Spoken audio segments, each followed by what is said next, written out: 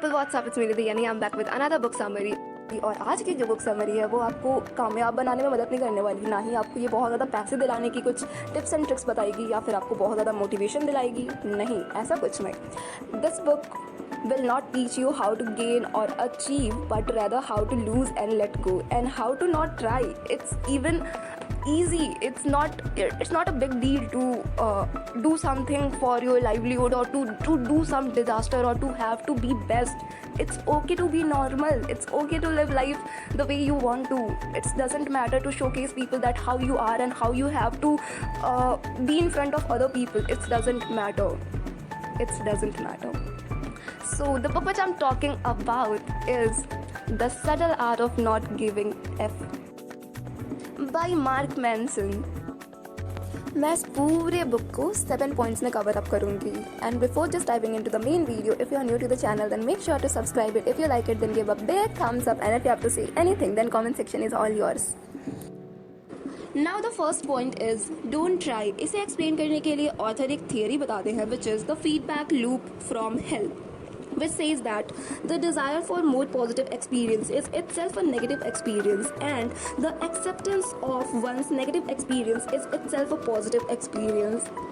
Oh wow, like I never ever imagine कि negativity positivity में turns हो सकती है. लाइक मैंने आज तक कभी ऐसी चीज़ें ना सुनी है, ना पढ़ी है और ना ही किसी को बोली है. तो for me it's entirely different from what my ideology and basics are. And इससे एक्सप्लेन करने के लिए ऑथर एक बंदे का एग्जांपल देते हैं जो कि एक पोस्ट ऑफिस में काम कर रहा होता है और वो अपने लाइफ से काफ़ी ज़्यादा मतलब जैसे होता है ना कि निराश होता है, उसे खुशी नहीं होती, और वो एक राइटर बनना चाहता था बहुत इनिशियल टाइम से ही अपने लाइफ में, और उसके लिए उसने काफ़ी सारी चीज़ें लिखी थी जो वो हमेशा दिखाता था लोगों को, लेकिन उसे रिजेक्शन हमेशा ही मिलता था जिसकी वजह से वो अल्कोहलिक भी बन चुका था, ग्रैम्बलर था और प्रॉस्टिट्यूट वाली चीज़ों में भी इंडल्ज था. तो ये जो बंदा है इन सब चीज़ों की वजह से उसे ये सब चीज़ें मतलब नहीं मिल पाती क्योंकि उसकी राइटिंग में उतनी ज़्यादा कुछ कमाल की नहीं होती.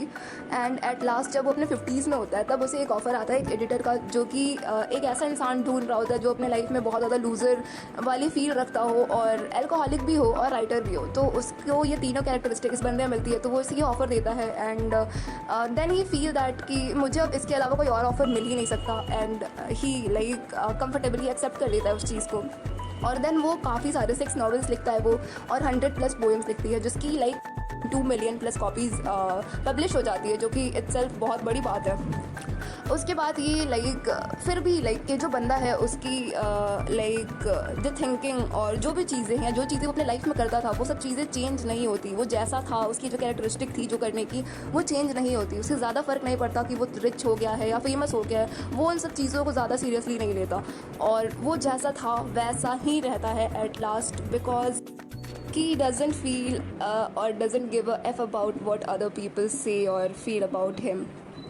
तो यही चीज़ को बताने के लिए ऑथर आगे बोलते हैं कि लाइक आज के टाइम पे हम बहुत ज़्यादा उन सब चीज़ों पे फोकस करते हैं जिसमें हम लैक कर रहे हो, like ways to earn more money, ways to become successful, ways to become motivated, because we feel that we are not enough motivated, have more money or even successful also, because we just have that kind of attitude like from our ancestors. They keep on saying that आपको इन सब चीज़ों पे focus करना चाहिए तभी आप improve करोगे. नहीं, आपने कभी देखा है कि कोई कॉन्फिडेंट इंसान ये शो कर रहा हो कि वो कितना कॉन्फिडेंट है, या फिर कोई रिच इंसान ये शो कर रहा हो कि उसके पास कितने पैसे हैं, उसके पास कितनी बड़ी वाली कार है? नहीं, ऐसा कुछ नहीं होता, नहीं करते वो शो. ऐसा क्यों नहीं होता? इसके लिए एक सेइंग है कि the smaller dog barks the louder. इसका मतलब है कि जिसके पास जितनी कम चीज़ें होती हैं वो उतना ही ज़्यादा अनस्टेबल होता है, उसको उतना ज़्यादा शोकेस में लगा होता है वो इंसान. बट अगर आपके पास ज़्यादा चीज़ें हैं तो you are like a stabilized person, stable हो, आपको ज़्यादा इन सब चीज़ों से फ़र्क नहीं पड़ता. और अगर आप अपनी नेगेटिविटी को एक्सेप्ट करना स्टार्ट करोगे then you definitely gonna grow in your life, and that's how you short circuit the theory of the feedback loop from hell. और इसके बाद आप डेफिनेटली सक्सीड करोगे.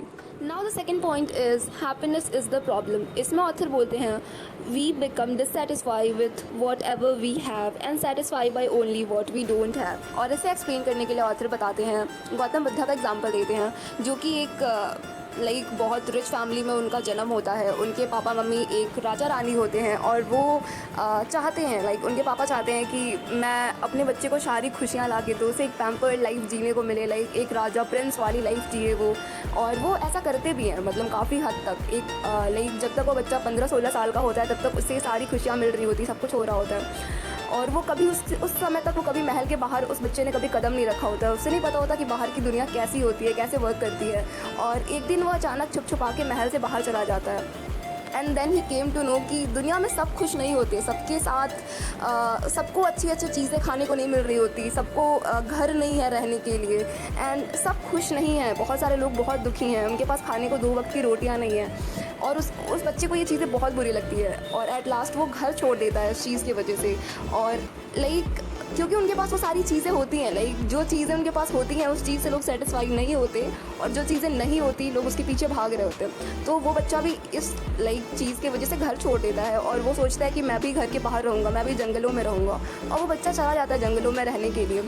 वो कुछ दिनों तक जंगलों में रहता है एंड वो काफ़ी कंफ्यूज रहता है। और एट लास्ट वो 49 डेज़ तक एक ट्री के नीचे, पेड़ के नीचे बैठते हैं और फिर उन्हें एक ज्ञान की प्राप्ति होती है और उन्हें पता चलता है कि दुनिया में हर किसी को हर तरह की प्रॉब्लम है और सबकी जैसे होते हैं ना, सफरिंग एक जैसी नहीं है, सबको एक तरह की तकलीफ़ें नहीं है। किसी की कोई राजा है तो उसकी तकलीफ़ें अलग है, कोई गरीब इंसान है तो उसकी तकलीफ़ें अलग है, कोई सिंगर है तो उसकी तकलीफ़ें अलग है, कोई डांसर है, कोई भी, मतलब हर प्रोफेशन, हर अलग अलग जेंडर, अलग अलग व्हाट आई सी, अलग अलग कैटेगरी के लोगों की प्रोफेशंस और उनकी लाइक सफरिंग अलग अलग है। तो उस हिसाब से उनके प्रॉब्लम और जो भी चीज़ें वो झेल रहे हैं वो भी अलग अलग है।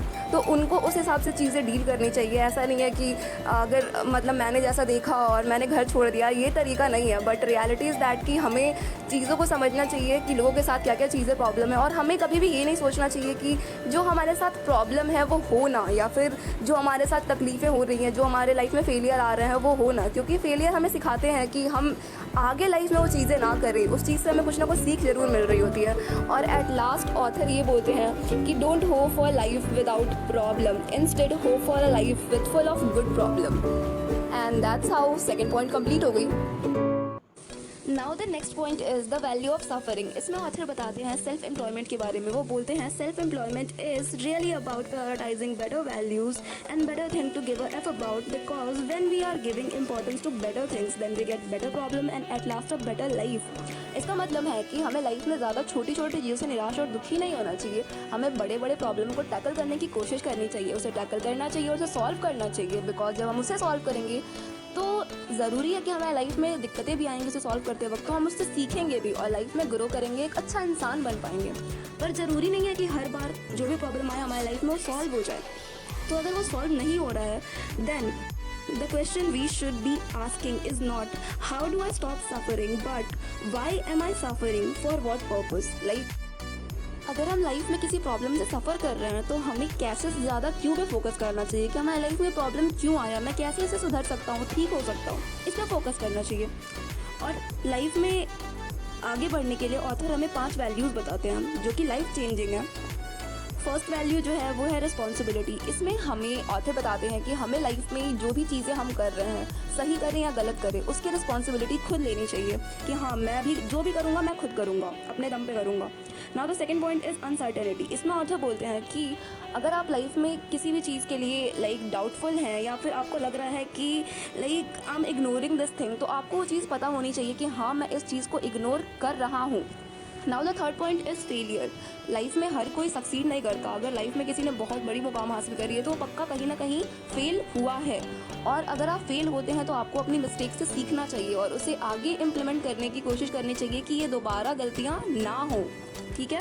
Now the fourth point is rejection. इसमें ऑथर बताते हैं कि लाइफ में हम आगे बढ़ रहे हैं तो हमारे साथ ऐसा हो सकता है कि हमें कोई रिजेक्ट कर दे या फिर हमें किसी को रिजेक्ट करना पड़े। लाइक नो बोलने की आदत और नो सुनने की आदत होनी चाहिए।